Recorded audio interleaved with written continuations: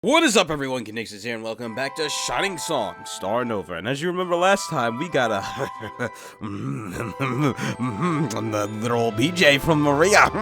Anyways, yes, but we entered a little problem as Mariya thought she saw a stalker or peeper, but it ended up being some animal, and we had to hide in the closet when I came out to help her because she was butt naked. And then the other girls came out, so we had to stay in the closet. And my little rod had to go up between and touch some things, and then, you know, Mariya got and then and anyways, but yes, a lot of shit went down last time, but now we have Mariya back in our room, and she's going to explain to us what the hell happened in her past. I don't know if Kana killed herself, I don't know what happened, but something bad happened with Kana, and she is no more. But now we're gonna see what the hell it is, I hope, but yeah, let's see. So Mariya's claiming or recalling her past, so I still remember it as clear as day. I mean, I guess I did it for Aki, so I'll do it for her. When they were telling the story, I was speaking for them. But Mariya's voice is somewhat like my normal speaking voice, is just a little bit higher because she's mature. Anyways, well, I guess if I slip into normal voice, I'll probably notice. Anyways, I still remember it as clear as day. The day when I learned I was going to be a quasar. Heh. I was a moron, chock full of ambition back when I was young.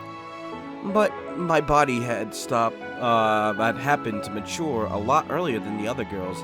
By late elementary school, I was already a foot taller than all the boys in my class, and my boobs are already sprouted bigger than everyone, or than even some of my female teachers.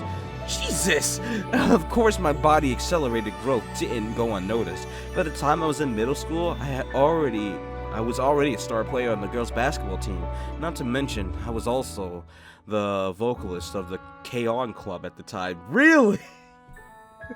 Really? Is that so? God damn it. And, as you would expect, once the boys hit puberty and got as tall as me, it didn't take long until I drew the looks of the opposite sex too. I probably sound like I'm full of myself saying this now, but once I hit middle school, I was getting love letters slipped into my locker at least once a week. It sounds like I'm delusional now, but back then, people called me the shining star of my school. Every guy wanted to ask me out, and all the girls wished they were me. It was that one girl who seemed untouchable. I was that one girl who seemed untouchable, who was destined to become a famous movie star. Yes, an idol. And of course, I was stupid enough to think that I was special. Look, when you're a kid, all you gotta do is look cute, do your homework, and be a little good at extracurriculars. It doesn't take much for people to start saying you're gifted, and for you to start thinking you're destined to accomplish great things once you grow up.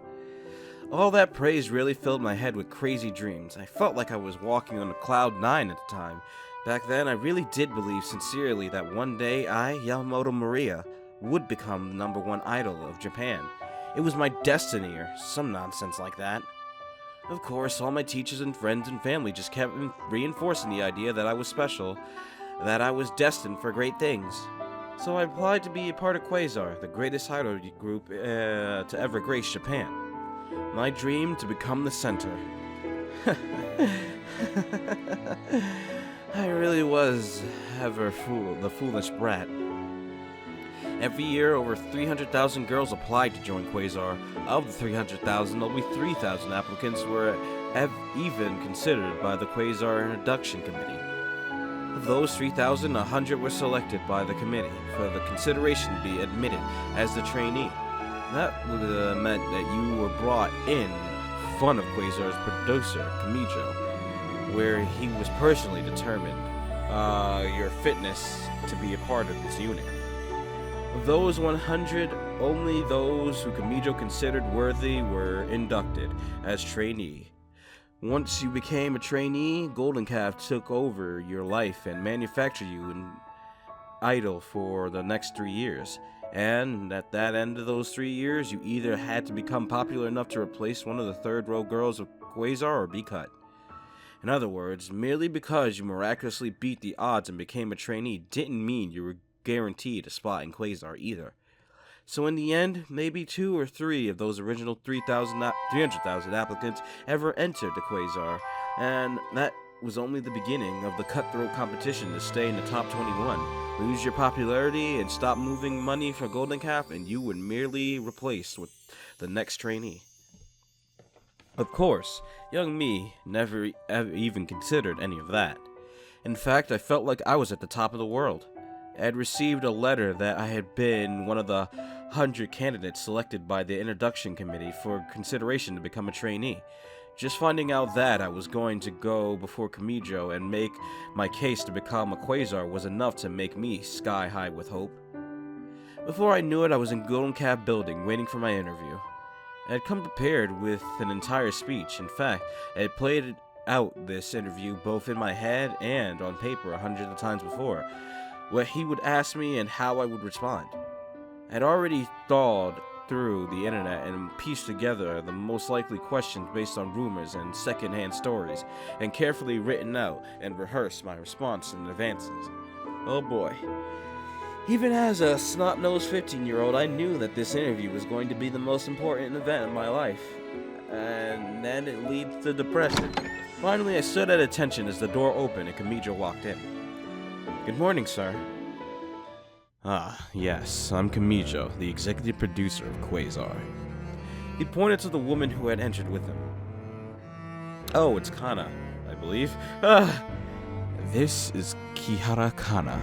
You recognize her, no? She will also be participating in this interview. I gulped as my heart began to pound. Know her? Kihara Kana was the new center of Quasar.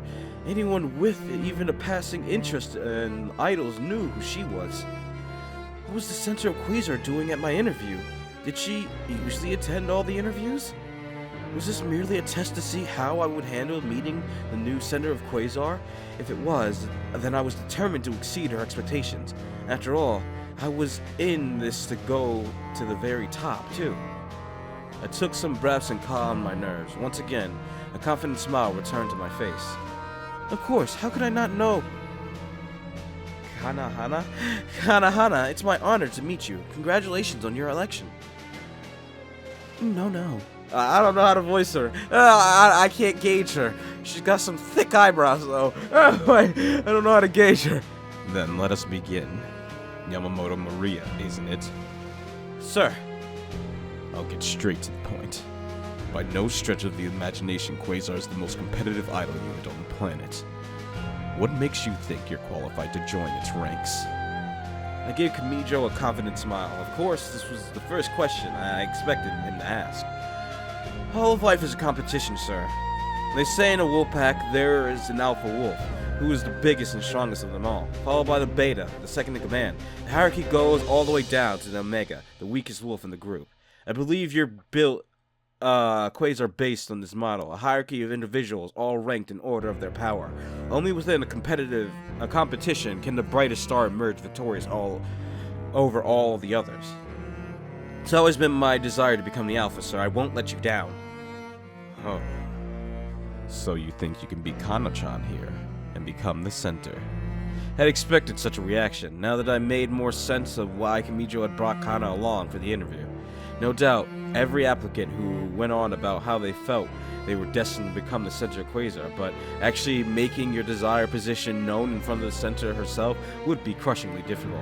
After all, you were nothing more than a kid with nothing to show for yourself, while Kana was already the country's most powerful idol. Indeed, now would be the moment when most applicants crumble under the pressure. However, I wasn't about to be intimidated so easily. The era's changed, just like the passing of seasons. Once the time comes, I will carry on the center's desire in my own capacity. I clicked outside the game. God damn it. But no. Clever response for a middle schooler.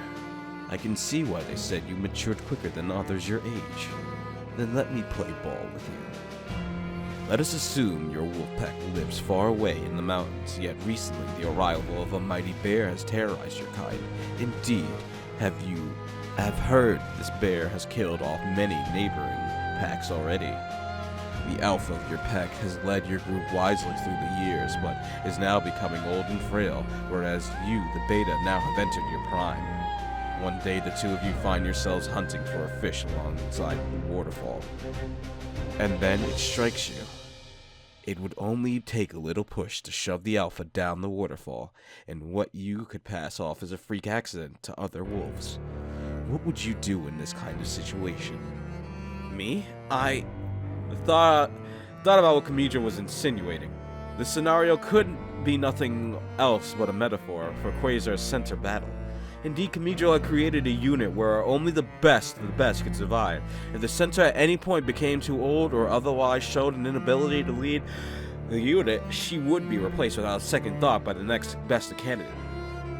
While a regular Japanese person on the streets would never consider pushing someone else off a proverbial waterfall for the sake of one's own advancement, Kamijo was most likely one of the members of Quasar to be willing to fight for their own survival.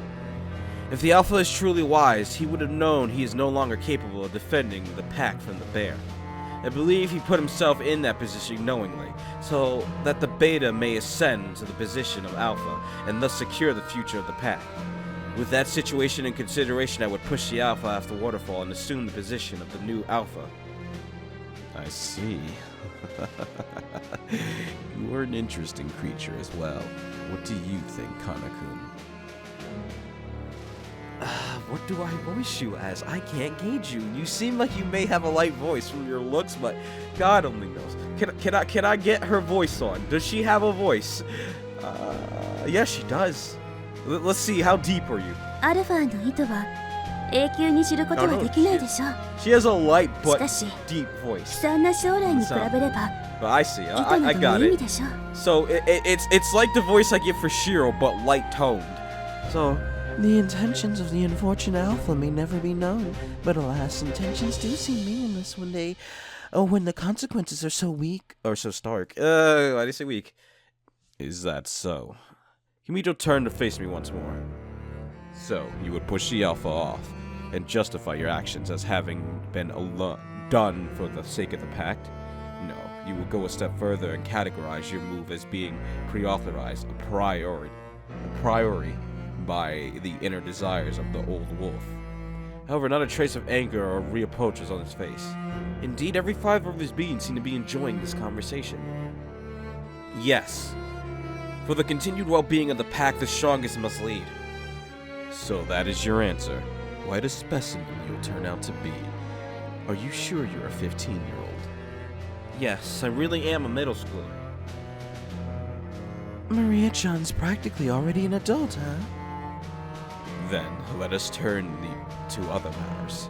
With that, Kamijo started asking me more generic questions, like whether I had any prior relationships with men, or if I had any illnesses, basically just formalities he needed to check off.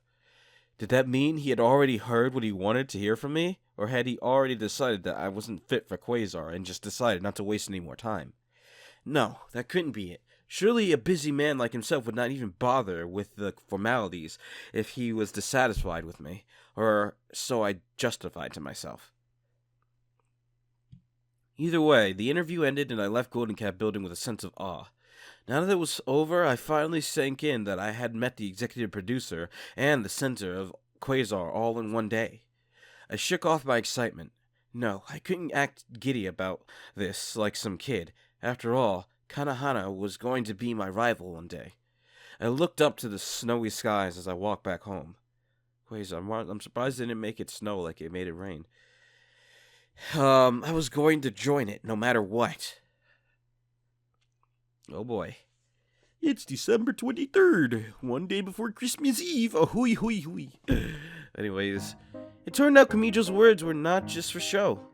Oh, just a week after my interview, I received a letter signed by him that I had been selected to enter the Quasar trainee program. Even though I was embarrassed to admit, I ended up sleeping with that letter clutched in my arms every night until the program began. The fact that I got in was against the incredible odds made it seem like everything was just a fragile dream which I could wake up from at any moment. While secretly I was scared that my acceptance letter would somehow vanish without a trace, externally I acted like I was the queen of the world. After all, I just pulled off what people said was impossible, and actually gotten invited to join the ranks of an elite Quasars. Indeed, I convinced myself that this was merely my destiny, that the hand of fate would sweep me to the very top of the idol industry and grant me the trappings of an idol. Pop icon. My bad. The sound of a pebble hitting my bedroom window roused me from my thoughts.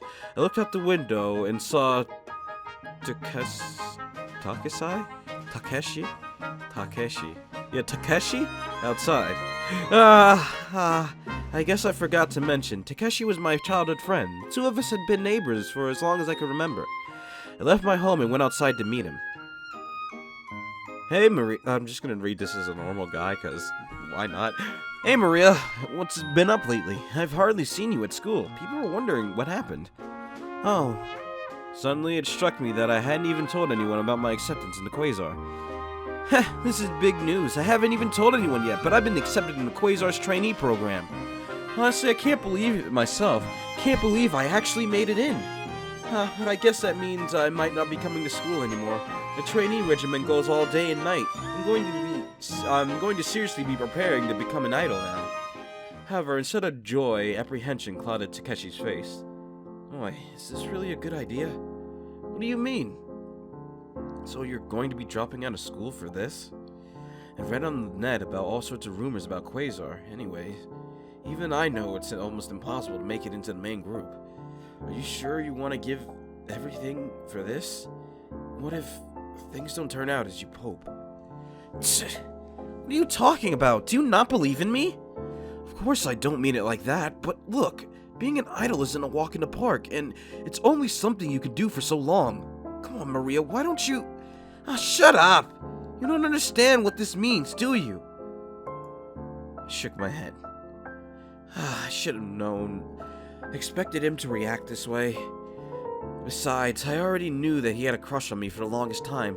After all, we weren't exactly kids anymore. It was only a matter of time until a guy like him started to view me as more than just a childhood playmate.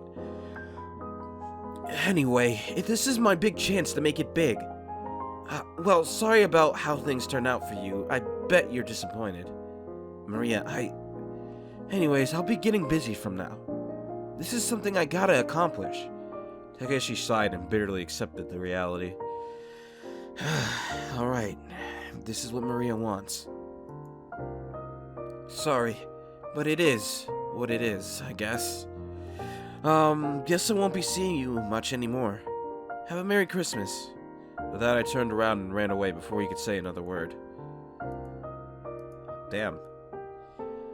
It just couldn't be helped. The longer I let him build up his feelings for me, the more painful it was going to be for him to let me go. After all, it wasn't like getting into a relationship with my childhood friend was really feasible now that I was going to be an idol. Anyways, Takeshi had always been a good kid and grown handsome himself, so I was sure he'd find himself some other girl in no time. But for the first time, I felt nagging apprehension in my gut. What if things didn't go as planned? Takeshi's words planted the first seed of doubt in my confidence. So far, I had been so high on my own dreams and success that I had never considered the downsides. Really? I was really going to be risking everything for this one shot at becoming Japan's top idol. My education, my childhood friend, in other words, I was going to be signing away my entire girlhood, all for the hopes of one day becoming famous. How had I never realized that before? Everything had been about winning, that I had no idea what I was going to do if I'd failed. There would be no golden parachute, no backup plan, nowhere to run. In other words, I couldn't afford to fail. This is my decision, my path. A golden opportunity like this only came once in a lifetime. I had to accept Kamijo's offer and enter the trainee program. That glorious moment when I would be crowned the center of Quasar, it was so beautiful, so visceral, that I was willing to pay any price to make it into reality. And so, I pushed aside my doubts and reaffirmed my intention to join the trainee program. Besides, and at everything life had thrown at me so far, this was merely another challenge I had to surpass. I convinced myself that I was gifted, that I was blessed from birth with both intelligence and beauty, and that this was just another step in my personal journey to become the shining star of my dreams. And so that fateful Christmas, I abandoned the middle school uniform of my childhood and donned the Quasar trainee uniform of my adulthood. Mariya sipped another taste of whiskey. So that's how I ended up joining the Quasar trainee program. I see. So you were pretty different as a child compared to how you are now. Well, yes, like I said, I was a pretty arrogant little sucker. By the way, I didn't ruin the taste of your drink too much by bringing up Takeshi. Huh? I thought some guys got all hurt when their women brings up another guy named right after a screw. Oh, you think I'd be bent up about some kid from over a decade ago? I just want to know everything about what happened in your past. Don't worry about what I might think, and give me the unfiltered story. Alright, I hope you don't regret saying that, because honestly, a bunch of really messed up things ended up happening later. But I guess I'm getting ahead of myself. Oh boy, I want to hear the messed up things, because that makes me sad, and... Oh boy. I already felt bad for Aki, huh? I wonder how I'm gonna feel bad for you. I mean, I already felt bad for you, but now I get to see why I really should. God damn it.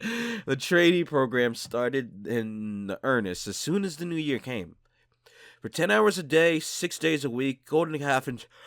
Oh god, why do I keep yawning? Golden Calf instructors re-educated us to think like corporate servants and molded our bodies into the very image of femininity. I later discovered the grueling program was referred to as boot camp by the older Quasars who had been forced to endure it. Now that I look back, was any of this legal? Was it ethical? Well, since my parents had signed away all my rights to Golden Calf, at my own urging no less, maybe everything was alright. None of those concerns, of course, registered in my 15-year-old mind. All I cared about was becoming a Quasar. The first day of the program, I lined up in a grid formation with over 20 other new trainees. A lot of them looked even younger than me, but at the time, it didn't really worry me. Rather, I felt blessed to have blossomed into a woman early and already in possession of all the sexual bounty of a ranking member of Quasar among the fresh-faced girls who had hardly yet sprouted into their womanhood. A sharp-faced woman marched into the dance hall and introduced herself as her instructor, with all the motherly affection of a drill sergeant. For the next 3 years, she would shape us brats into Quasars, or otherwise kick us out the window. After her speech, she promptly ordered all of us fully undress. Some of the girls looked around nervously, but the eagle-faced look on the instructor made it obvious she was dead serious. Whatever, I already knew Golden Calf would perform a physical examination of all the new talents. After all, it wasn't like anyone with huge black birthmark on their butt could ever become a Quasar. Besides, their butt's gonna be, not for swimsuits, I guess. But hey, besides, all of us were women anyway. I peeled off my clothes without hesitation. The rest of the girls eventually undressed as well. The instructor walked through the rows of our formation, inspecting each nude body before her like a hawk. She stopped in front of one of the girls. Candidate 98! Yes? What is the meaning of this? What are these hideous lines all over your thighs? Oh, I... The girl's lips trembled as the instructor circled around her, stark naked, like a shark. You picked out earlier in your childhood, didn't you? Your mom fed you one too many onigiri. Is that it? You loosen your skin out once with body fat, it'll never look perfect again. Doesn't matter how much you diet or work out afterwards. I'm sorry. Hideous, absolutely hideous. Pack your things and go home. Quasar has no place in its ranks for pigs like you. Damn! Everyone else looked at their feet as the sobbing girl grabbed her clothes and left the dance studio. Damn, mate! Oh, this instructor ain't fucking playing around! The instructor continued her examination, not a trace of compassion on her face. She looked like an executive examining a row of new products at a trade show. Indeed, that was what we had all signed up for, to become Golden Calf assets. I did my best to harden my face and betray not a sliver of fear as the iron-faced instructor passed by me. She merely scowled at my naked body, but did not otherwise raise any complaints. At least I could be confident that my body was good enough for Quasar. After all, I had the biggest boobs out of all the girls in my school, and after years of playing basketball, there was not an inch of flab to be found anywhere. After the end of the physical examination, the instructor returned to the front of the dance studio. She opened a box and ordered us to form a line to receive our training jerseys. After we were dressed in our new uniforms, a projector screen dropped from the ceiling, and the instructor began a long lecture expounding the numerous rules of Quasar's code of conduct.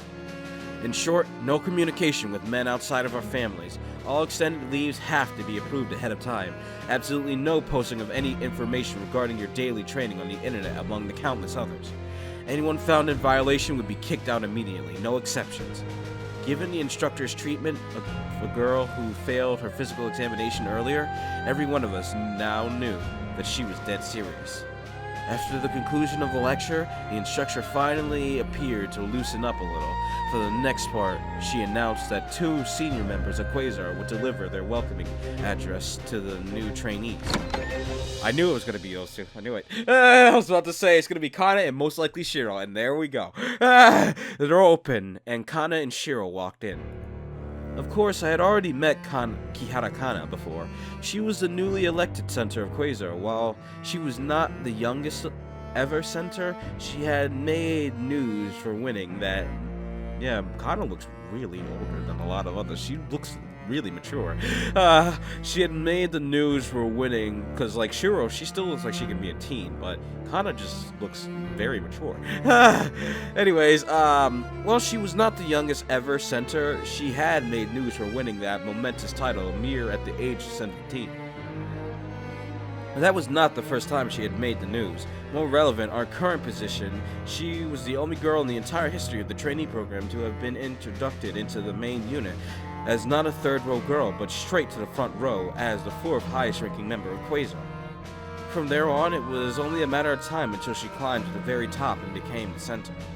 Indeed, by just her 2nd year as a trainee, she had already acquired more fans than even the 2nd row girls of the main unit. By now, the story of Kana's ascension as the Empress of Quasar was the stuff of legends. Beside her was Okuda Shiro. She was just 14 years old, but already a rising star in the 2nd row. Like me, she had matured early and was already in full possession of the sexual beauty of the full-bodied woman. I couldn't help but gulp. She was already so far ahead of me despite being a year younger. Kana began her speech, juxtaposed next to the stern harshness of our instructor. She came off as a loving older sister. Newly instated trainees, on behalf of all the sisters of Quasar, I welcome you. It was but 4 years ago when I stood in your shoes, nothing more than a frightened girl, armed with nothing more than the dreams of one day becoming the shining star of Quasar. Countless people have asked how I did it. How did I become the center of Quasar within just 1 year of graduating from the trainee program? The best piece of advice I can give you today is that you stand before me not as trainees. From this moment on, you have become fully fledged members of Quasar. It was difficult being a Quasar. You'll be tested. You must work hard every day. Sometimes you will cry. Maybe you'll cry every night. Maybe you'll cry hard until you don't even have tears left and your body feels deathly cold. But devote yourself to your fans and obey your producers, and surely you will climb the ranks, for that is all that matters in Quasar. Forget any notions that you are trainees and conduct yourselves as if you are full members of Quasar, and you too can become the center before you know it. With those short remarks, Kana put down her microphone and let Shiro take the stage. Everyone, I welcome you to Quasar's trainee program. Like Kanahana says, the road will be difficult, but take heart from your fellow sisters who will walk the same journey. It's truly paradoxical, isn't it? We are all rivals, and yet your teammates will become the only ones capable of understanding your worries from now on. Your families will never be able to fully understand the pain you go through, and now that you are part of Quasar, your old friends' lives will soon seem so distant and mundane. In the end, it will only be the sisters standing alongside you today who can understand what you are going through. And yet, they will also be your rivals, your competitors in this race to become number one. Perhaps adult society is filled with paradoxes such as this. We honor traditions, but constantly strive to improve. We love our teammates, but we are also our greatest adversaries. We respect our senpai, but ability to take precedence over age here, where everywhere we look, paradoxes surround us, my bad. But an idol need not think of these matters. Love your sisters, obey your superiors, and smile no matter the pain. That is all. With that, Shiro left the stage and stood next to Kana. She appeared so grown up despite being younger than me. So, this is what Quasar was truly like. With the two welcoming addresses concluded, the instructor finally... Again. God damn it. Finally dismissed us for lunch break. I looked around and failed to find even a single pair of friendly eyes in the cafeteria. The new trainees bore one of two expressions. One was fear. Some of the girls looked terrified of the instructor, and the senior Quasars, all they could manage was to silently eat their heads with their heads down, avoiding all contact with others. Juxtaposed to them, other trainees looked on with eyes brimming with overconfidence to them. Everyone else was merely a rival to defeat on the way to the top. These girls thrived on competition of becoming number one. Which of these two expressions was on my face? It didn't matter either way, though, because in the end, it meant nobody else was going to want to talk with me. I sat down at a table and ate through my lunch. My, if it isn't Wolf Girl. Shiro raised her hand as I stood to salute her and instead took a seat across from me. Thank you for your work. There's no need for that, is there? But you're a ranking member of Quasar. I've always been inspired by you, Shiro-san. Really? Thanks. Kanahana was telling me of your interview with Kami P. Shiro smiled, as if she was bemused by what I had said. Did you have any concerns with anything I said? No. In fact, I'd say you described this place perfectly. A wolf pack, huh? Shiro looked at me like a hungry beast herself, as if sizing me up for a meal. Huh? Sorry, I'm just playing with you. But for a trainee to speak like that, you must have made quite an impression on Kami P. Kana appeared and put her hand on Shiro's shoulder, interrupting her. Mariya-chan, is Shiro trying to frighten you? No, of course not. Shiro's just trying to scare the new recruits again. She's just kind of sounding like fucking Nemu, but hey, Nemu's not here at the moment, and I think Kana might die, so it doesn't matter. It's not like that in Quasar. Kana turned to face the other trainees and spoke loud enough for everyone to hear. Everyone, I want to clear up some misunderstandings about Quasar. A lot of negative rumors have spread about Quasar recently in the media, but I want to reassure you that there's no need to fear. Yes, some of the instructors are scary, and Kami P's a serious man, but it's not like anyone will secretly put thumbtacks in your training shoes or something like that. After all, in any school, there are always going to be strict teachers and rules we girls must follow.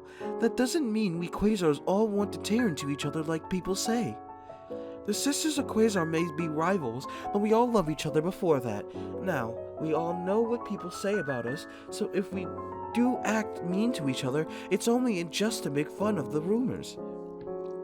After all, in any sibling relationship, there will be a healthy amount of play fighting. When an idol unit reaches the top, people will badmouth them no matter what. Kanahana's right, everyone. Besides, those rumors are probably just spread by angry failures who end up flunking out. Shiro-chan. So as your center, I want all of us to get along. There's no need for any of us to worry about the rankings, or conspire to bring anyone down. All that is decided by Kami P, and the rest of the management anyways, so let's all just relax and do our best to have a bit of fun while we're all together as Quasars.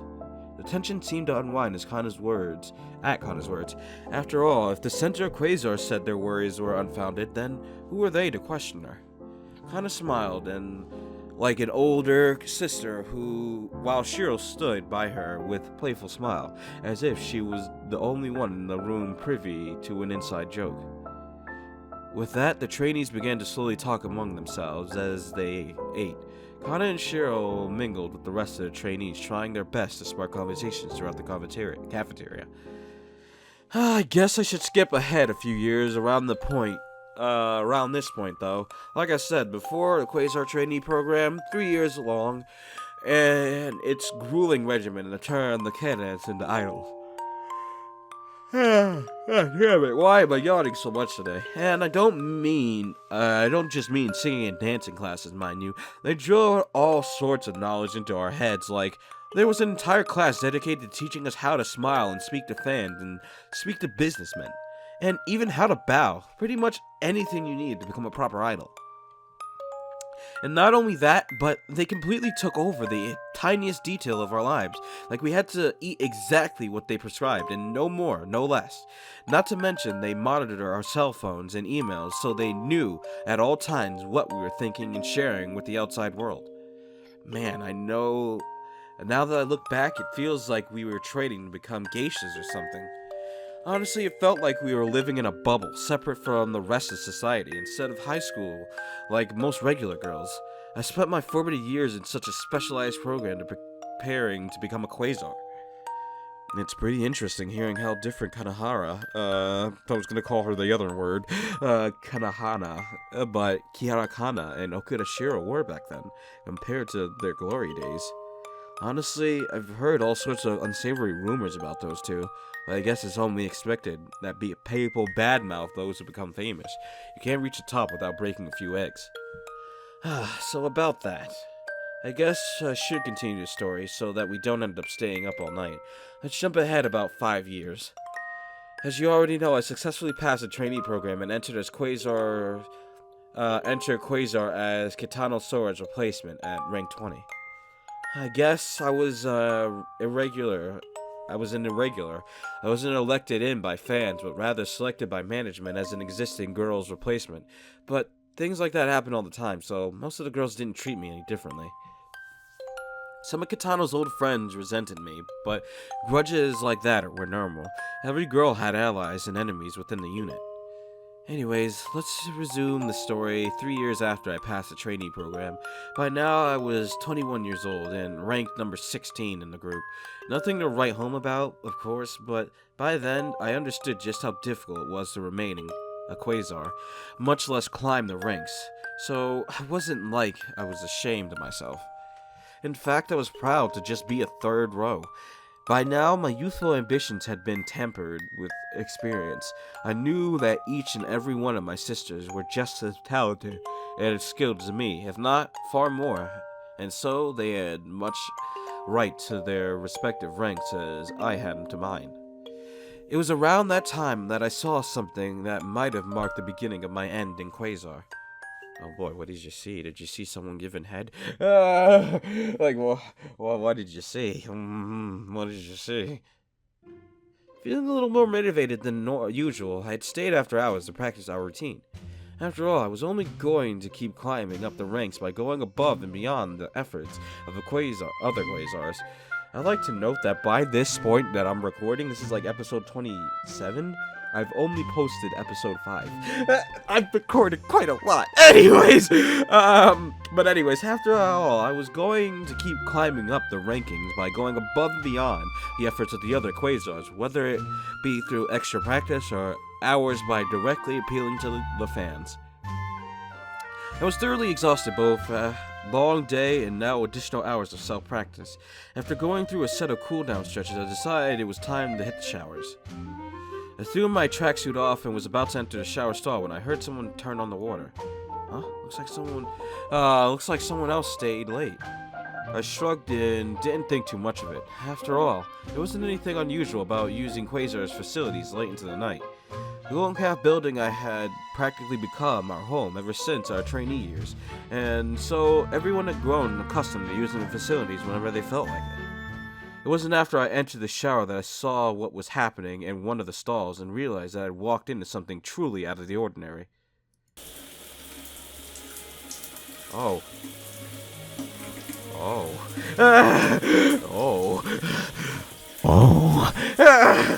I see. God fucking damn it. I retreated back into the changing room and covered my agape mouth after I saw Kana and Shiro in the shower stall together. Of course, there wasn't anything weird about two girls taking a shower together in normal circumstances, but from my second long glance, I could tell the two of them were holding each other like casual girls at play. Weren't holding each other, okay. They were holding each other like lovers. Oh, I see. I mean,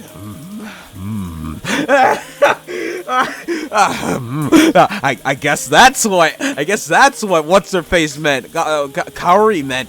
She was staring at her like Shiro's into them women. I see, my girl. I see you, my girl. I see you, but kinda. I don't know how. Kinda looks a little. I mean, she blushing, but she looks a little apprehensive in a sense. But Shiro, she all into that. Shiro all into that. Anyways, my heart pounded. I poked my head back into the shower area and peered at what was transpiring. Stop it. Doing this here? What if someone sees? My, a little late to be shy now, isn't it? Come on, let me wash you off, Oni-sama. Oh. Shiro held Kana's arms up as she lathered soap suds on Kana's body with her bare hands. Oh boy. This is getting serious! Soft gas leaked from Kana's mouth as Shiro's hands arrived at her breasts. They danced around. I mean, I gotta read this serious. This is some. I swear, if there's motions to this one, goddamn. But hey, they danced around the two peach-colored mounds as she slowly spiraling their way to the top. Kana gasped and squeezed her eyelashes together as Shiro arrived at her nipples and teased her fingers until they stood erect. I knew I was watching what was forbidden. I could not tear my eyes away. I was transfixed at the unbelievable sight before me. Well, I could come up with a few things for this. One, they're they're forbidden interactions with outside men. So, you gotta get some tension off. So maybe this is Shiro's way of getting some tension off. I don't know. Maybe she's just lesbian. Maybe she's bi. I don't know. Because I'm pretty sure in the other story she loved fucking what's his face. What is Kamijo? So maybe, I don't know. I have no idea. I guess we'll find out. Maybe they'll explain it. Maybe Shiro's just doing this to play with her so she can throw her off the cliff or some shit like that. So she can resume center. Who the hell knows? But I always expected there was something with Shiro. She was hiding a little something. And my girl, I see you. Anyways, I knew what I was watching was forbidden, but I could not tear my eyes away. I was transfixed by the unbelievable sight before me. The second highest member of Quasar grappled a hold of the center's raised arms and pushed them against the wall. What more, the captain, the very alpha of this pack, only closed her eyes and offered her lips as shower water rained down upon the two. Their lips, their breasts, their bodies melded together as the two of them entangled their fingers between each other. The union of the two prettiest girls on the unit. No, the entire nation. Even in my shock, I wondered if I had wandered into the Garden of Paradise, for I had laid my eyes upon a beauty incarnate. I sat transfixed on the floor, my fundamental understanding of the universe slowly, blown away. Shiro's hand. Guys, I don't know if it was it. Yeah, it did. Okay, it did move. I was like, I saw the word hand. I looked at her hand, and it's down there, and it did move because it was on her stomach before. Anyways, goddamn it. Shiro's hand reached behind Kana's bottom, deep into her innermost desires. Their kisses intensified, but not enough to lock their lured gas deep within. Despite unfolding the feminine erotic before me, I was not aroused. No, I was enraptured at the picturesque, for my two beautiful shining goddesses were making love before me. Everything vanished into white except the two. Their gasps intensified, their lips separated and parted as the crescendo finale approached. Kana gave out first and buried her face into the comfort of Shiro's bosom. Safely that's bust. Anyways, that's female bust right there. That's not shower water. That's female bust. God damn it. Kana gave out first and buried her face into the comfort of Shiro's bosom, safely knowing that her partner was satisfied. Shiro let herself arrive as well. The two gasped as their moments of ecstasy rolled over them. Yeah, man, Mariya, you should have said what's good. Let's make this a trio. God damn it. Oh god, after their lucidity returned, I suddenly realized I was sprawled out backwards on the floor, stark naked behind them. Shiro spotted me and smiled as if I had walked into them showering like totally normal. Oh my, Mariya, good evening. Ah, Mariya-chan. Upon realizing my presence, Kana's eyes widened in surprise. I scrambled to my feet. I'm sorry! I didn't mean to eavesdrop! Wait. I'm sorry! With that, I grabbed my clothes and beat the hastiest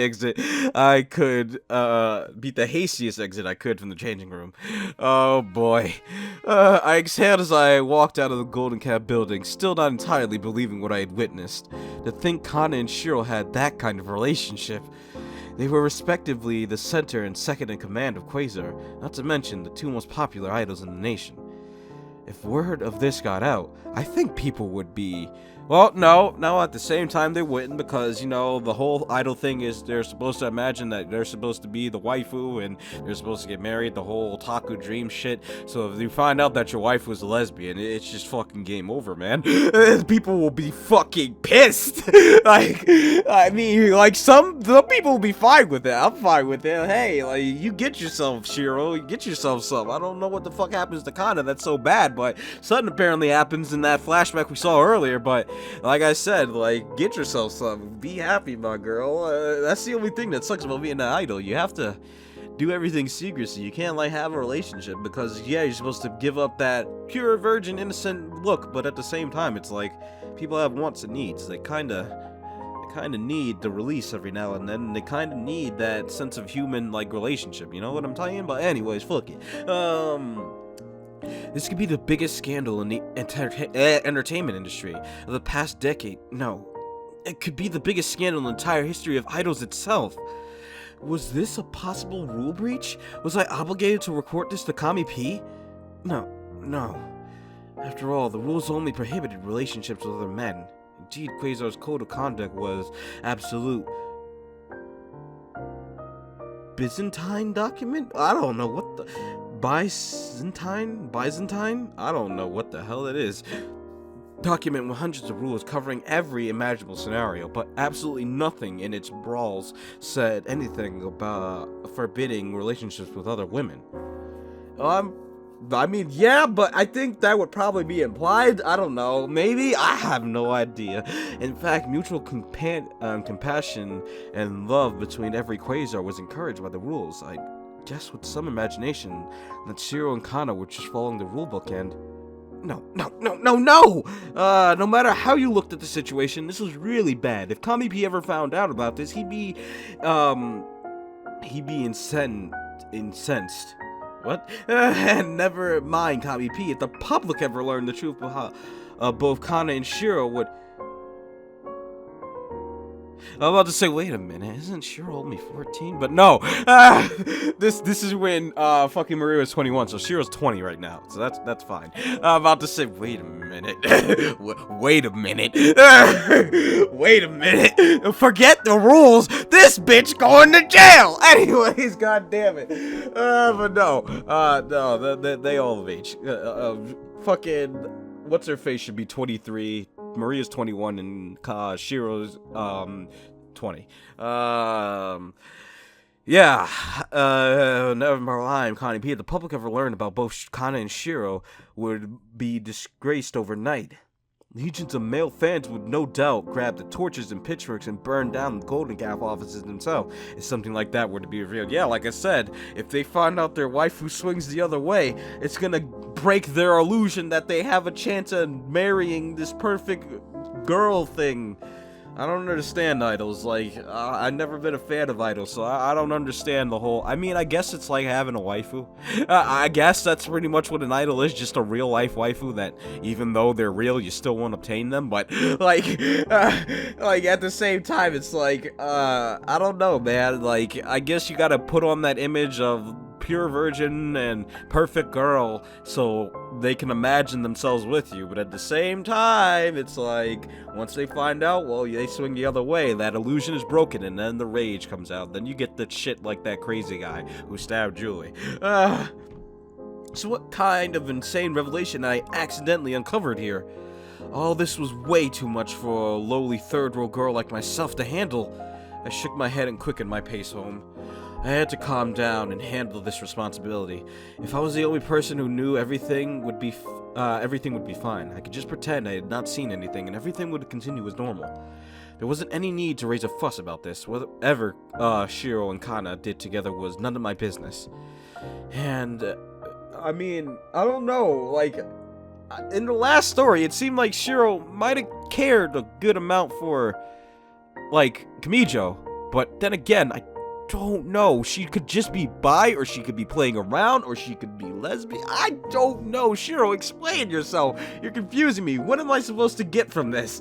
Like, you doing that, but you do show some sort of love for Kamijo, which I'm not sure if that's love or just respect, but you do seem like you wanted to push that love boundary, and you got upset when he was kind of thinking more on the emotional, like, not, like, the logical rather than emotional. I don't know, man. Like, Shiro, you're a mystery. I knew you'd be an interesting character, but now, oh boy. Oh boy. It's not like they were breaking any rules in the code of conduct, so I had no obligation to report either. I was just going to go home, get a good night's sleep, and forget about this. And then tomorrow they approach you. You saw us fuck, didn't you? God damn it. Oh boy, let's see. Ended up doing just that. Oh, no music. Now I'm scared. I didn't bring up any of what I saw to either Shiro or Kana afterwards. For their part, they treated me as the same as well. It wasn't for a few days until Shiro finally pulled me into the stairwell for a talk. Oh, boy.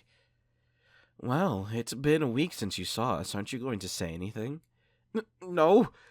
I was really surprised when I first saw it. I never imagined Shiro-senpai and Kanahana had that kind of relationship. But I'm also happy for you two. Congratulations! Shiro's face showed surprise at my ready to acceptance of her relationship. Is that it? My. I thought you would be opposed to such a thing happening between two girls. Why? In this day and age, well, I mean, it's 2013 there, so maybe in that day and age it's not, but in this day and age, like, saying somebody, well, I don't know how it is, because I know, like, for some people it is hard to come out with that kind of stuff, but to me, like, just do you, be happy, mate. Sorry about that, guys. Anyways, like I was saying, like, it's just, like, do you, be happy, be who you want to be with, like, just do you, mate.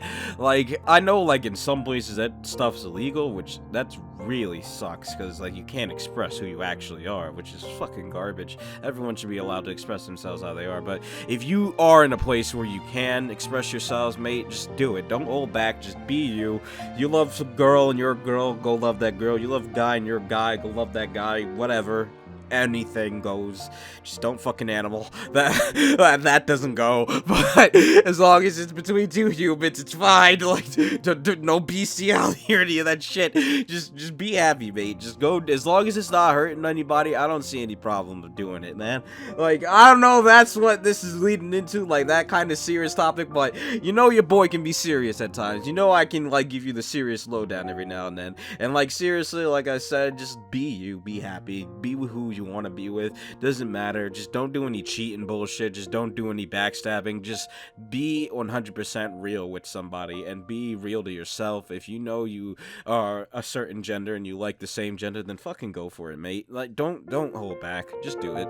I mean, if your friends don't support you, then they weren't really friends to begin with. Like, it's that sort of deal. Like, if the people really care, they would support you through it this time. I know there are some families out there who are really against that shit, and that's hard to go against when the world is more accepting of this kind of thing now, but it's like, like, sometimes you just have to follow what you have to be. Like, you can't let anyone drag you down and prevent you from doing what you want. Like, Shiro, get yourself some. I don't know if you're bi or you're just lesbian, but get yourself some, Shiro. Go for it. Like, fuck it out, my girl. Like, I support you. Good job. And that singer from Julie's story, who I completely forgot about because he showed up that one time.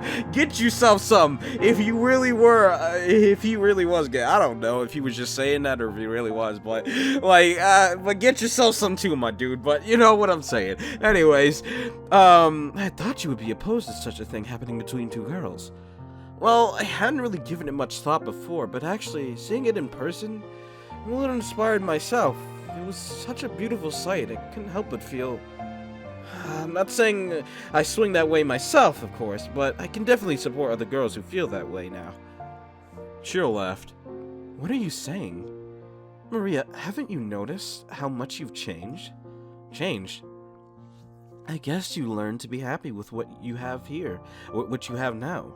What? Nothing at all. Sure, what are you what? I guess now that you know our little secret, we're indebted to you now. No, not at all. Anyways, I won't go tell this to Kami P or any of the other girls. Don't worry. I completely support your relationship. Really? Thank you, Mariya. Sorry about that, guys. Anyways, where was I? I was about to read it as Shiro, but that's Mariya. Yeah, after all, Shiro-senpai's always been looking out for me all this time, despite me being just a third-row girl. I've got to repay you for all the advice you've given me so far. My, don't praise me too much. But we mustn't spend too much time here, lest the other girls wonder what we are up to. With that, the two of us parted ways. Then, see you later. Yeah. Well, that happened. I mean, it's scandalous, but nothing really bad's happening so far, but... After...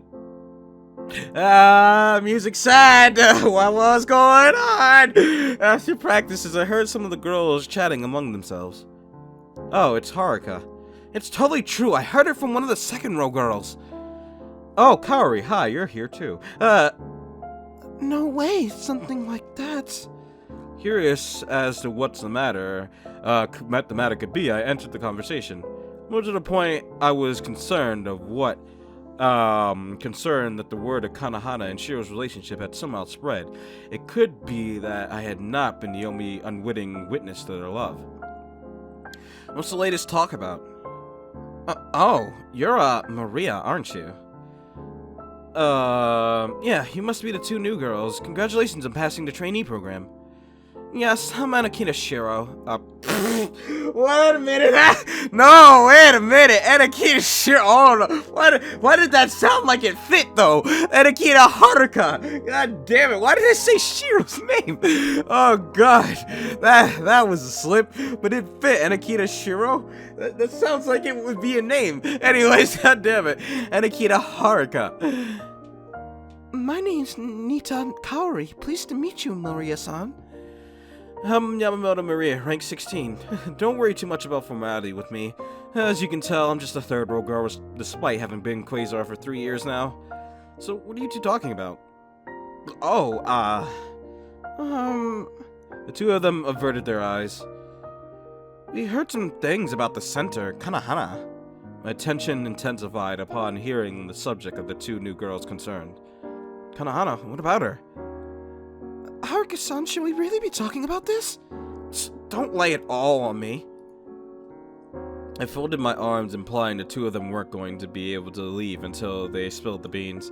Finally, the blonde one mustered up the guts to reveal what they had heard. Oh. Well then. Is it true? Did Kanahana really sleep with Kami P to become the center? The tension in my body deflated. So, the two new girls were just talking about the usual rumors on the Quasar grapevine. After all, it was a stereotype as old as wine that whoever had become the center of Quasar had somehow won it through nefarious means. It was an inescapable fact that the more you accomplished, the more people suspected you of cheating. Come on, you two. That rumor's not even new. They were saying the same stuff back when I was a first-year trainee, for crying out loud. Senpai, we heard it from the older members that Kanahana suddenly became really close to Kami P right around the time she became center. In fact, they say it's like a rite of passage.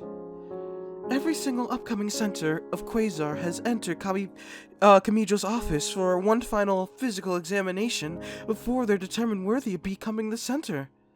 Kaori looked at me with terrified eyes as if she was already 100% convinced that this rumor was true. I wouldn't be surprised, huh? After all, isn't that what all guys want to become powerful for? To get all the beautiful women they want? I can already tell Kami P's the kind of guy who likes collecting trophies, especially beautiful virginal ones eager to please him. Oi. Anyway, they've been saying stuff like that forever now, but let's not take any of that seriously. After all, what do third world girls like us have to worry about? I suppose Maria's right. That doesn't mean we'll never be put in that situation one day, though. Haruka shrugged. Whatever, I can't say that I'm scared, though. What do you mean? Kami P's pretty hot himself, isn't he? I bet I could have become a male idol. I bet he could have become a male idol if he really wanted.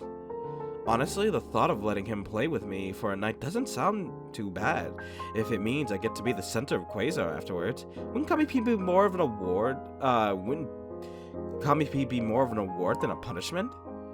Haruka-san, that's... You'd really do anything to win, huh? Better Kami P than some fat, balding, middle-aged executive, right? With that, Haruka walked off, laughing to herself. Kaori bowed and dismissed herself, her eyes still spinning with fright. Haruka reminded me of someone. Right, I used to be exactly like her once. What an annoying little brat I used to be 6 years ago. That was before I figured out that being a little better looking than other girls at your old school didn't matter jack and Quasar. A hot body was far more common commodity than I could have ever imagined. Honestly, becoming the center of Quasar just felt like a faraway dream now. All of my sisters were talented and had worked their whole lives, and even then, I had seen them kicked out and replaced without a moment's hesitation if they failed to deliver results for the company. I would just be overjoyed to somehow enter the front row, maybe as the 5th highest rank. Then I would be able to dance alongside Kanahana and Shiro. Just the thought of sharing the spotlight with them made me giddy with excitement. It was the inescapable truth. After all these years, I had abandoned all thought of becoming the alpha of this wolf pack. So why does the relationship mark the end of your time at, Quasar? Weeks passed uneventful after that. I had promised Shiro I kept quiet about her relationship with Kanahana. By now, I was resolved to take their secret with me to my grave. It was near the end of October. Are you gonna see them again? October, on the eve of our Halloween night live, that Kamijo ordered the girls to assemble for an announcement.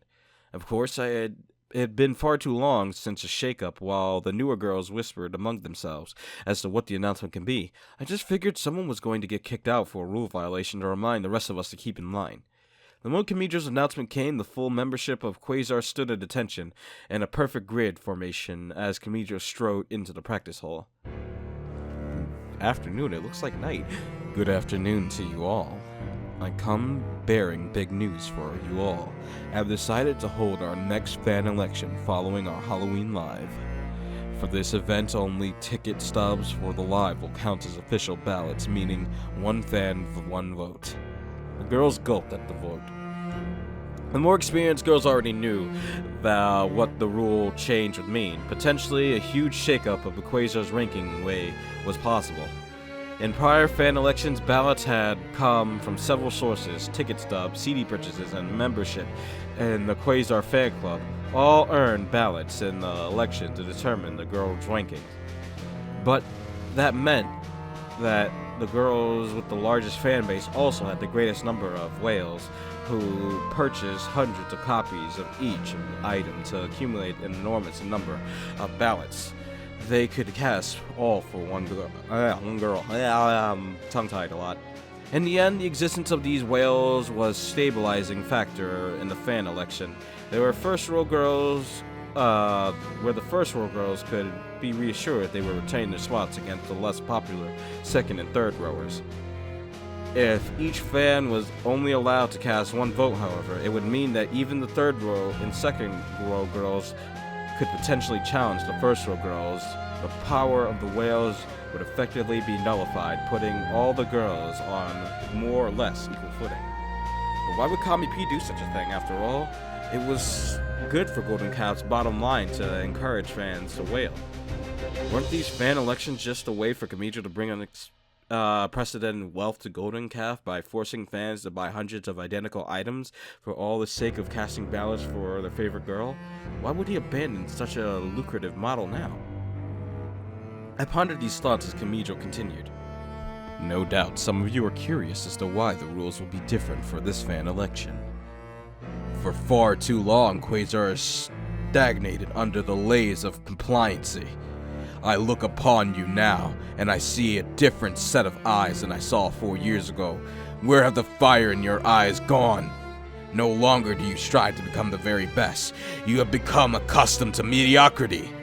Such is the way of the sows who willingly accept their deaths at the hands of the butcher in exchange for an easy life of feed.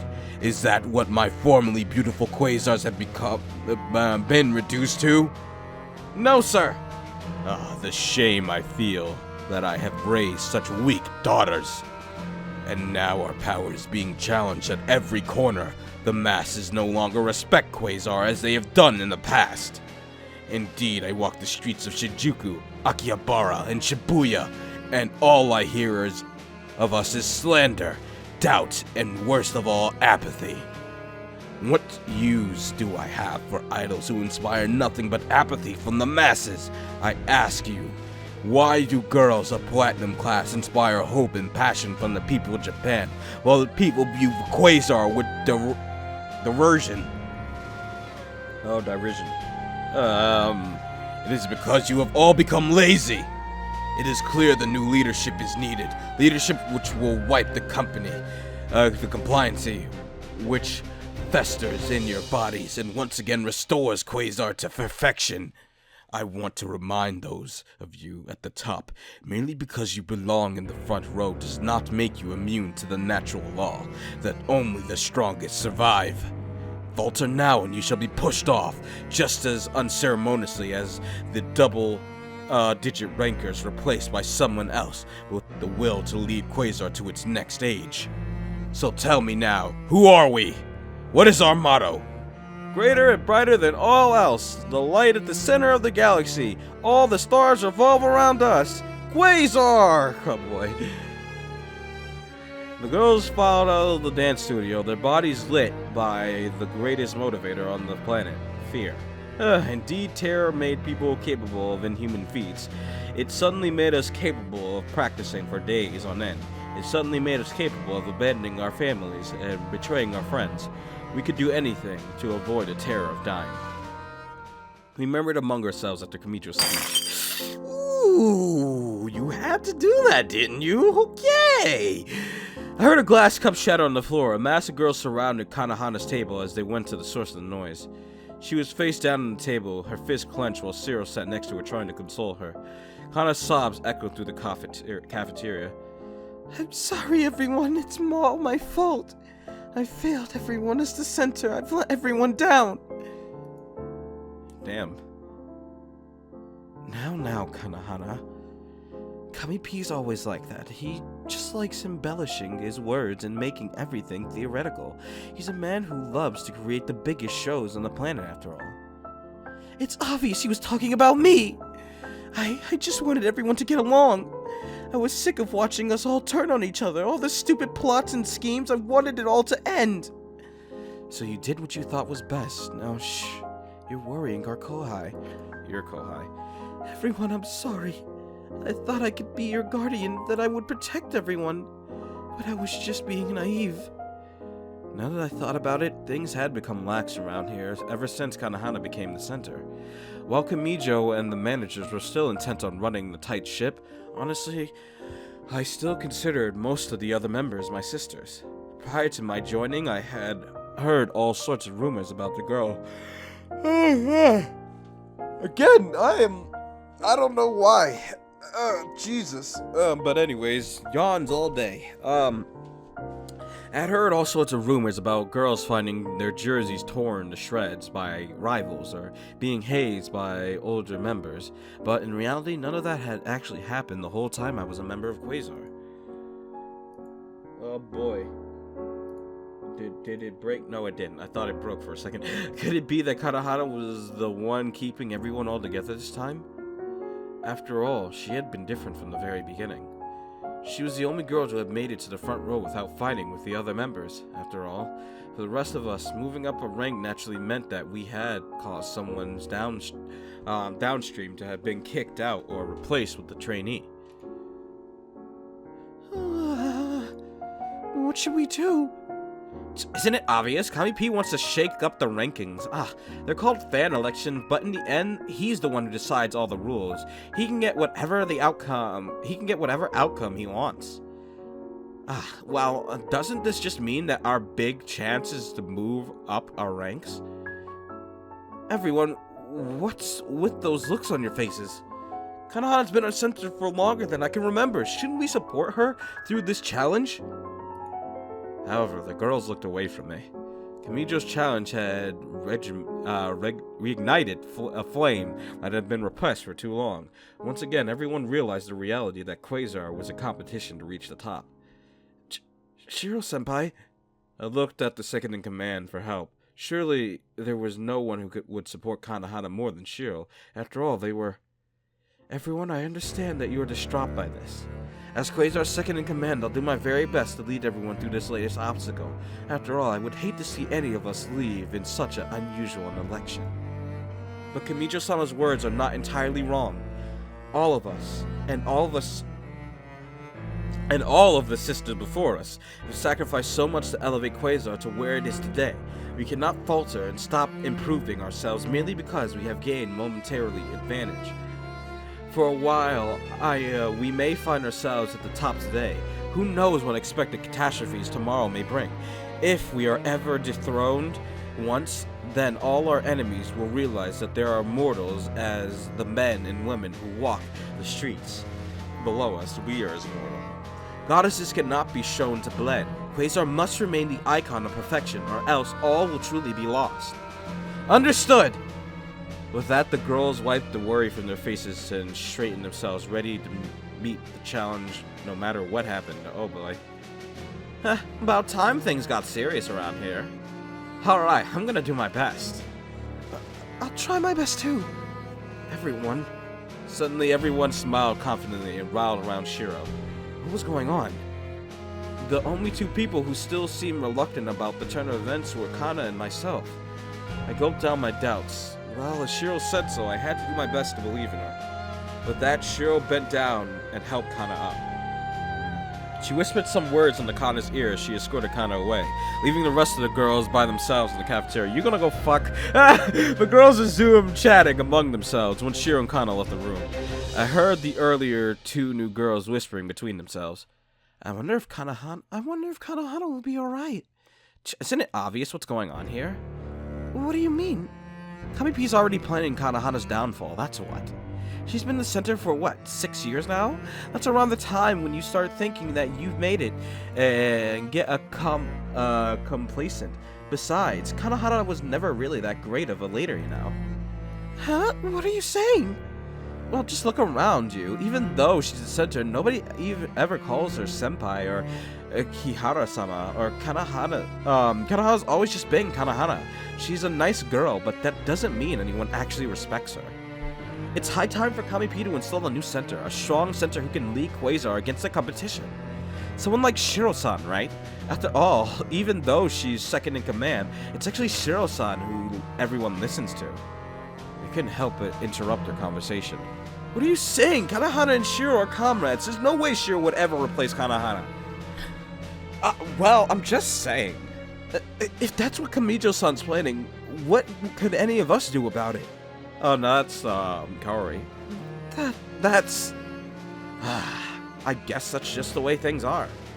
Oh well, let's just do our best during the Halloween night live. Who knows? Maybe we'll be able to score a big upset and move up the rankings, too. With that, Haruka and Kaori beat an escape, obviously not wanting to talk more with me. What was this situation? Kanahana was going to be retired from Quasar? Such a thing was unthinkable. After 6 years of having her as the center, I couldn't imagine someone else leading us. And how would Shiro feel, having to replace her precious love? I felt utterly helpless to do anything. A third-row girl like myself had absolutely no... Maybe this was Shiro's plan. Maybe Shiro's been, whispering in Kana's ear this whole time, telling her to, make it seem like things are okay and easy. So she made Kana weak, and now she's gonna be the wolf and push Kana into the fucking stream. God damn it. I don't know, maybe. I don't know. I mean, you never know. I mean, it's a good plan. Like, she butters up to her, makes the relationship, makes it seem like everything's perfect, and then when things get weak, Shiro stands up and shows the alpha that she is. I don't know. I felt utterly hopeless to do anything. A third-world girl like myself had absolutely no power to do anything. But for that matter, could any girl in Quasar do anything? In the end, we were all Golden Calf dogs. There wasn't anything else I could do but wait for the arrival of our Halloween nightlife. So, what? Oh, you guys fucking again? Like, I'm like, that's fine and all, but you've already done it once. Not twice, one episode. The Quasars filed into the changing room hours before the live. Oh, no, everyone's here. Before the live began the final preparations. This time, the atmosphere was completely different from our usual lives. We had laughed and fooled around in the changing room before, joked around about things like boob size and sex appeal, but all this time the girls applied their makeup and did their hair like businessmen. Nary a girl chatted as the live approached, for we all knew that this time, even the slightest deviation from perfection, a perfect performance could spell the end of our careers. After finishing my prep, I noticed that Shiro and Kana were missing. I left the changing room and wandered around until I saw the two of them in the stairwell. Shiro held Kana in front of her as they sat together on the stairs. What's going on? Is this the end? The end of our dream? Shiro, tell me. Was I in the wrong? Is Quasar destined to be black hole tearing apart our dreams? Is this how we must always be? Why do we have to fight amongst each other? Why can't we all share the fame, the wealth? After all, Quasar has so much of it to go around. Aren't idols supposed to give people hope? Aren't we supposed to represent pure, innocent girls at play? Then why? Why must we be the black hole at the center of the galaxy? Why must we turn on each other for our own personal gain? I wanted us all to be sisters. I wanted everyone to be happy. I didn't want everyone to always be in fear of being beaten, of being replaced. That was the kind of center I wanted to be. 15, 30 years from now, when I look back to my times as a top idol, I want memories I can be proud of. Memories of having lived by my ideals, of having made a difference, of inspiring girls to be their very best. Can I still make Quasar into the idol unit it should be? Answer me, Shiro. Shiro smiled as she buried her face into Kana's hair, her arms wrapped around her. Of course. You've been our shining, brilliant center for the past 6 years. From the day I saw you, when you entered the front row, nothing but a fresh-faced trainee, I knew you would be the one to bring change to Quasar. I followed you ever since in this crazy dream, and how things have changed in Quasar now. Gone are the feuds, the hatred, the paranoia. We are sisters, all of us, one family in this mad, terrifying world. Shiro, you mustn't fear. You are our center, our leader. But of course, I will always be here by your side as well. Together we can accomplish our great task. Yes, together we can accomplish anything. I left the stairwell, my emotions in a mix. So the two of them had been the ones holding Quasar together all this time.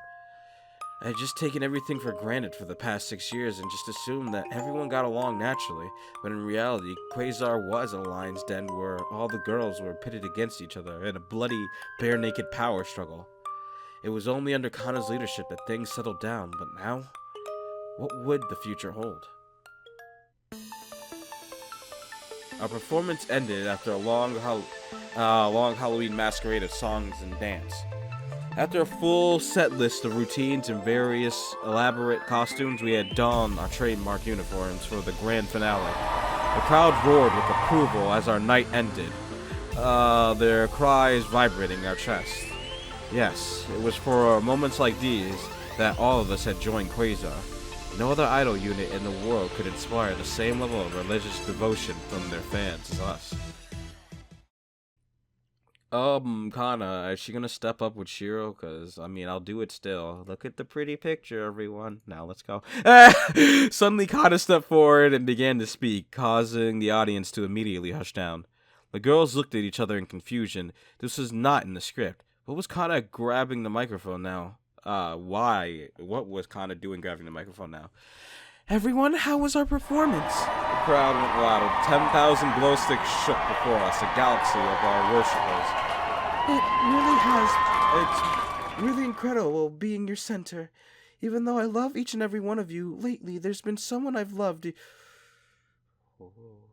She's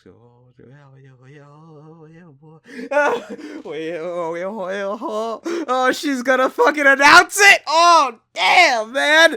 Oh damn. I mean, I assume Shiro's gonna come up with her because this big open space on the right, so it's made for her to just like poof into like CG appear. But like, I don't know, man. Like that. I don't. Kind of, you got some thick thighs, but I don't think this is a good idea. I don't think this is a good idea. I don't think this is a good idea. Anyways, even though I love each and every one of you, lately there's been someone I loved even more. The audience members began to look at each other in concern. They're like, oh, wait a minute, what the fuck? What's she doing? Oh no. No. I thought it was just going to end, but no, it's just back with Kamijo. Meanwhile, Kamijo looked on to the spectacle that was about to unfold on the stage with amusement. Huh. So this is your little rebellion, Hanakara. Wait a minute, no! I fucking mixed up her name so bad. I said Kihara Kana. There we go. God damn it. Oh, I ruined the moment. That person is someone who has been very special to my heart. It's Okuda Shiro, my most beloved friend, my most treasured love. The audience broke into relieved cheers. So this is merely about the love between two girls. Ah, yes. Certainly sisterhood was a beautiful thing. No, that's not what this is about at all. Shiro, please come up here. Yeah, Shiro's like, I don't know about this. Shiro's like, Shiro walked up to the front stage where Kana was addressing the massive sea of fans. Kana removed the choker from her uniform. All this time, our Quasar uniforms have defined as who we are. This has become a part of our innermost self. Every fiber of our body is Quasar. Shiro, from now on, I want you to wear this. And I'll wear yours for as long as I perform. Oh no, she's happy. Okay, good. Kana. I covered my mouth in awe as tears ran from Shiro's eyes. Never in my life, I mean, you both thick, but hey, this is a beautiful moment, no ruin it, no jokes, god damn it, never in my life have I seen the mature and refined Shiro shed tears like this. She had been my inspiration all these years, my rock, and now she was so vulnerable, so pure. Tears streamed down my face too as Shiro removed her choker. All right. We'll be sisters forever. The sea of humanity before the team began to chant as the two exchanged their chokers and donned each other on their necks. From that, I mean, you honestly can't tell, but I mean, I don't know. I don't know. Anyways, from now on, their uniforms would forever intermix. I wonder if Shiro still wears Kana's choker then. I don't know. Will forever be intermixed. Cause I don't know what the fuck happened to Kana, but I assume she's gonna die because of the flashback and how it sounded, but who knows. Intermixed, eternal proof that their love for each other. Kana! I clenched my teeth and wept. Such a moment, so this is what it was meant to be, an idol. Oh, but the lights went dark. The center monitor went crimson and displayed the word announcement in bold lettering at the center. And immediately, the lights turned back on. Kamijo had materialized on the stage. This man just appeared. What a beauty. What pageantry. What magnificence. pageantry or something. But in Quasar, as in life, love is not allowed without sorrows, for what would our joys be without tears? Yes, with this, the stage has been set. The next fan election is upon us! Timed explosions at the stage, spewing mushroom clouds of confetti and glitter all over the enraptured fans. Sisters will turn against sisters. Loves will be tested. Friendships will be torn asunder. And this time, truly anything could happen. For the very ticket stub you hold in your hands, this very moment will be your ballots. One man, one vote. Who shall rise as the new center for this new age? The crowd went berserk, swallowing every one of Kamiji's words in the new gospel. The very concert hall shook as what seemed like a million men bellowed their excitement.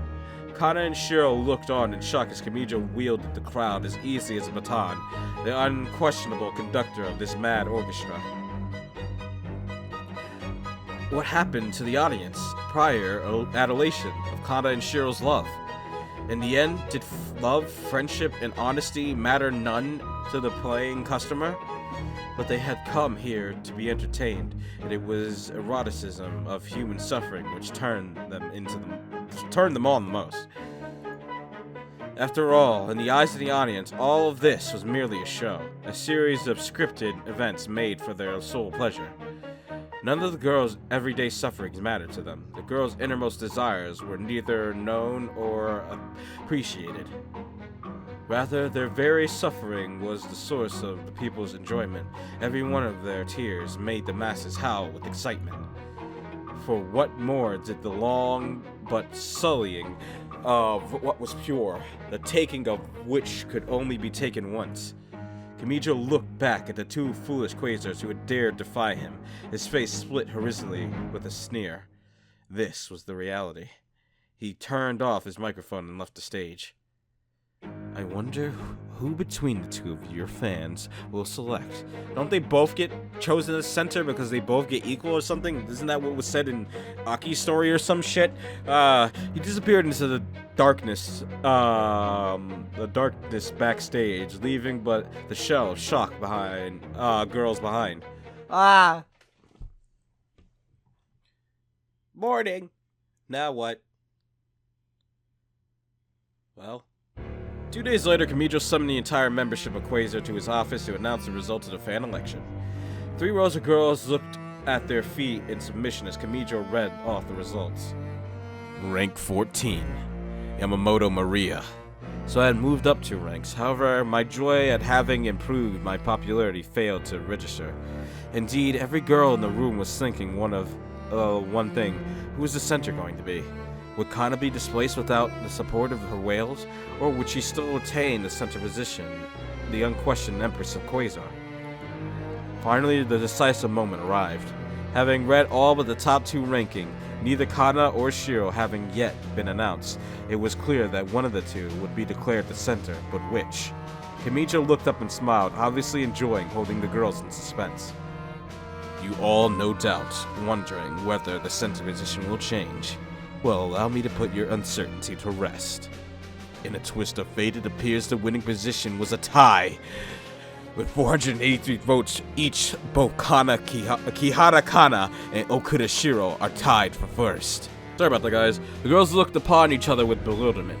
A tie? Such a thing had never occurred in the entire history of Quasar. Of course, by limiting the voting pool, counting only ticket stubs, the chances of such an event happening had been increased. But not even Kamijo himself could have foreseen something like this happening. So what would happen now? Oh god. Would both Kana and Shiro be co-centers, or would there be a second vote to break the tie? Oh boy. Or maybe he's lying, and maybe it wasn't, and maybe he did this on purpose. Kamijo stood, the gears of his mind spinning with a maleficent new machination. Quite an unprecedented event, no? But one thing is clear. Either Kihara Kana's popularity has warmed, or Okuda Shiro has boomed. Alright guys, I accidentally clicked when I came back. Prior to this election, Kanakara led the polls. No, I gotta read his Kamijo. What am I doing? Gotta get deep. Oh. Prior to this election, Kiana Kara. I did it again. Kihara Kara. Or did I? I don't know. Anyways, I'm just gonna call it Kanahara from now on, because that's gonna mix me up for some reason. Let the polls by save 10,000 votes, yet remove the whales from the equation and look at what festered beneath all this time. Decay. Perhaps the time for Quasar's next era has come. What? With that, allow me to make this announcement. Our next single will come in 2 versions. One featuring Kanahara on this cover, the other featuring Okuda Shiro.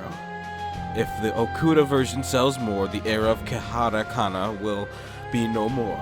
She shall graduate immediately from Quasar, and Okuda Shiro shall become our new shining symbol. The girls gasped in shock at Kamijo's ultimatum. But I suppose I would be unfair if the opposite were not true as well. If Kihara Kara moves more copies, it shall be Okuda Shiro who will graduate then, and Kihara Kana shall retain her leadership of Quasar. The chaos hit the ranks of Quasar. Not even in their wildest dreams could they have foreseen such a black challenge. Holy shit. Kamijo-sama, please reconsider. This is madness. For someone to be graduated so whimsically after all that she's accomplished for the unit. Silence! The fans have provided me with everything. Your money, your fame, your stand before me, clothed, fed, breathing, only because they have chosen to support you. It shall be they who decide your fates, for that is the destiny of every idol. Ooh, you got shut down. The results of the CD sale shall be announced at the next quarterly meeting, January 15th. That is all. This meeting is adjourned. Okay, you didn't have to do that. I'm gonna save. Thank you all for watching. If you liked this, hit the thumbs up button, save it to your favorites, share with your friends, and Conixis. You can follow me on Twitter, link is in the description below. We pretty much already know that Shiro is gonna get the spot because Shiro is currently the head of fucking Quasar and Kana is nowhere to be found. So we already know that fucking Shiro is gonna get it, but how and why and what happens to Kana, we'll find out next time. Thank you all for watching. Love you all, and I'll see you all in the next one. Goodbye, everyone.